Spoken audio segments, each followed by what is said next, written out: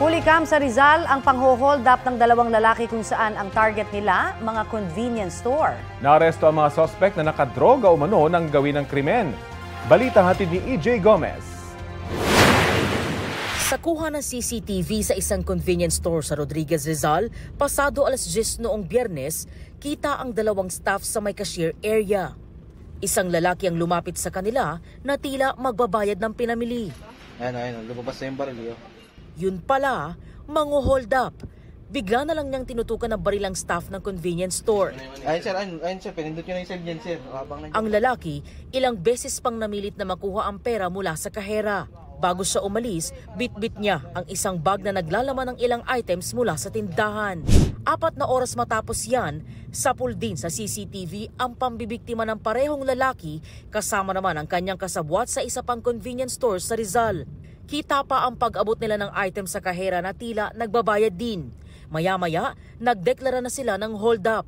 Sa pilitang ipinabukas sa tauhan ng tindahan ang mga lagayan ng pera. May baril na.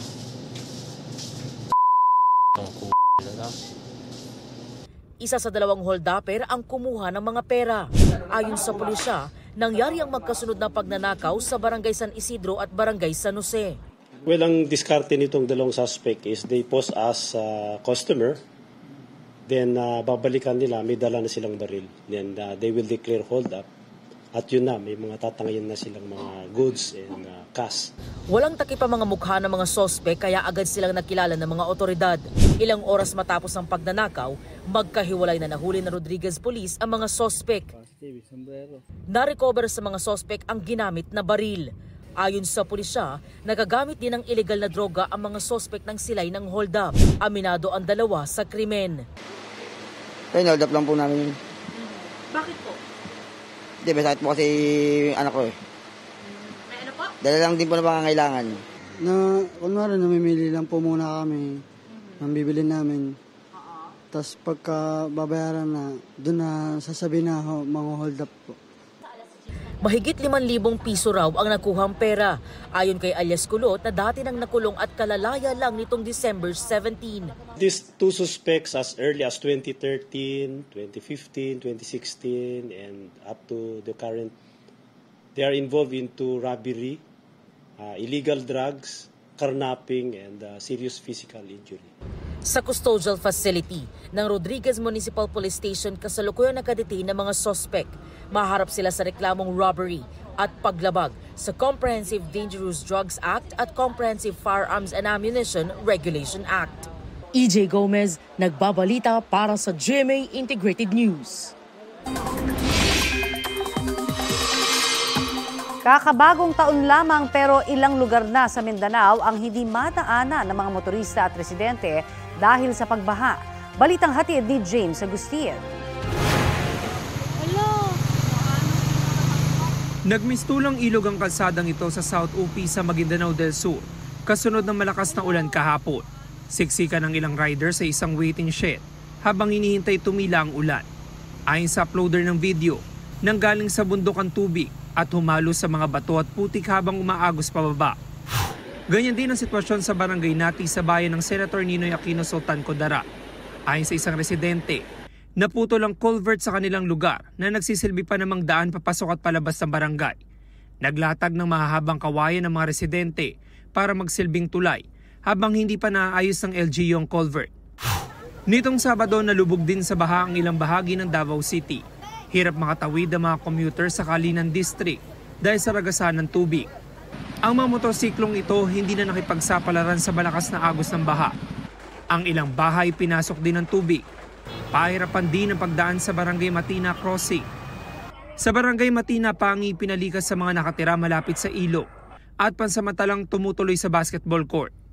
Ayon sa Davao City LGU, namahagi sila ng pagkain sa mga lumikas at nagpadala na rin ng mga health personnel sa mga evacuation center.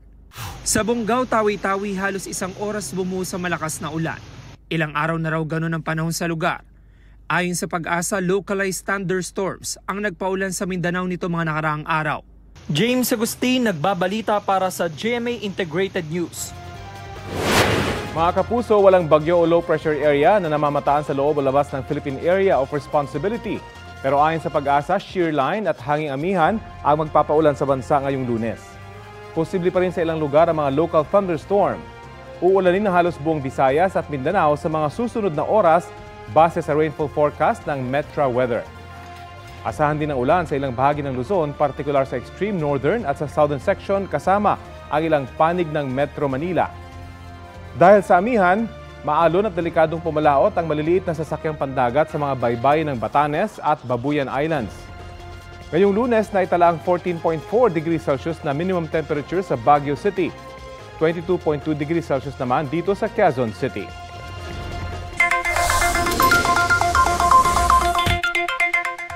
Sa mga motorista, may taas presyo po ang ilang produktong petrolyo bukas. Sa anunsyo ng ilang kumpanya ng langis, magtataas ng 1 peso and 40 centavos kada litro ng diesel. 1 peso kada litro naman ang dagdag sa presyo ng gasolina. Ang Sea Oil at Shell may taas presyo namang 1 peso sa kada litro ng kerosene.